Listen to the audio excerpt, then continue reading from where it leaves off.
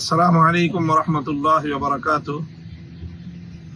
দীর্ঘ দশকের পর দশক জুড়ে মজলুম রাষ্ট্র ফিলিস্তিনের গাজা উপত্যকা সহ ফিলিস্তিনবাসীদের উপর বর্বর ইসরায়েলের গণহত্যা পরিচালিত হয়ে আসছে। সাম্প্রতিক গত ১.৫ বছর ধরে সেই গণহত্যা এবং তার সেই বর্বরতা অতীতের সকল সীমা অতিক্রম করেছে। সারা পৃথিবীর শান্তিকামী মানুষ ইসরায়েলি বর্বরতার বিরুদ্ধে গর্জে উঠেছে।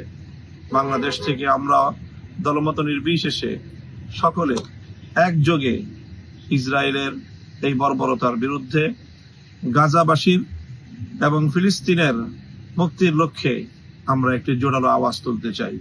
প্যালেস্টাইন সলিডারিটি মুভমেন্টের পক্ষ থেকে আগামী 12 এপ্রিল শনিবার বিকেল ৩টায় শাহবাগ থেকে মানিক মিয়া এভিনিউ পর্যন্ত এক সর্বদলীয় মানবতার বিশাল প্রতিবাদী বিক্ষোভ মিছিল অনুষ্ঠিত হবে।